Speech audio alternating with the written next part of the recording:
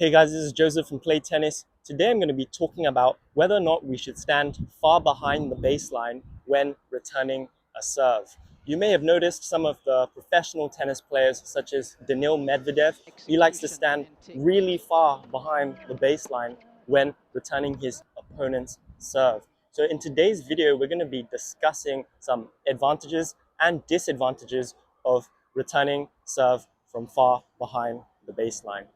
Key point number one, and an advantage of adopting this type of return style, is that you're going to be able to hit faster returns. So imagine your opponent has a big serve, a fast serve. By standing further behind the baseline, it's going to give us more time. And with more time, we can prepare to hit a fast and powerful return. Because of that extra time, we can afford to have a bigger take back and take a bigger cut at the ball. While if we were standing right up against the baseline on return of serve against an opponent that has a big serve, we're going to have a lot less time and we're going to have to shorten our take back and make compromises when executing the return. Key point number two, or advantage number two, is being able to hit a more controlled and accurate return. Again, it comes down to time.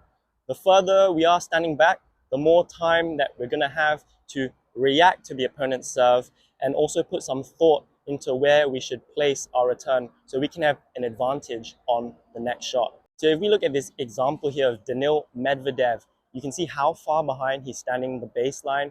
And again, he's going to have more time to react, take a bigger wind up, take a bigger cut at the ball, as well as place the ball where he wants, so he can have control over the rally upon the first shot. Key point number three, or advantage number three, is getting more balls into play. So by adopting this style of return, standing further back, giving ourselves more time and space, we're going to have an increased chance of being able to play the ball back into the opponent's side. If we were standing very close to the baseline, an opponent has a good serve, the risk increases of the opponent being able to hit an ace past us, or just us not being able to react in time to get the racket on the ball. So again, it really comes down to time and creating more space.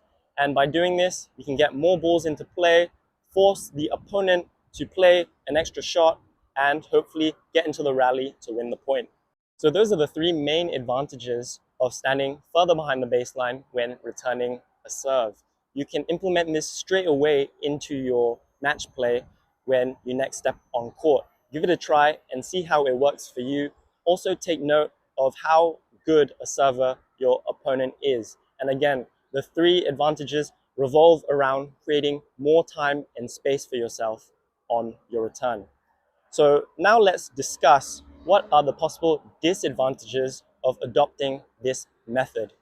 Disadvantage number one is that it's going to open up opportunities for your opponent to execute a serve and volley play.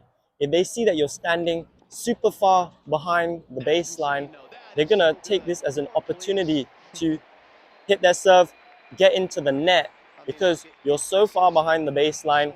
And because of that, when the ball comes off your racket, they're also going to have more time to react to your return. And by getting into the net, they hope to cut the point short. So something to be aware of if you're going to adopt this returning method is to ensure that your return is powerful and sharp. Don't just push it back or dink it back, because then the opponent is most likely going to kill it.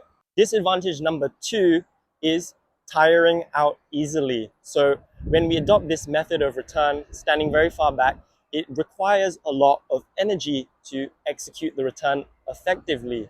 Although we're giving ourselves more time, we have to put more energy into our take back and execution, put more of our body into the shot in order to hit an effective return. So imagine we're playing a long return game or a long match. Over time, it might start to wear down on your body if your fitness is not knuckled down on tight.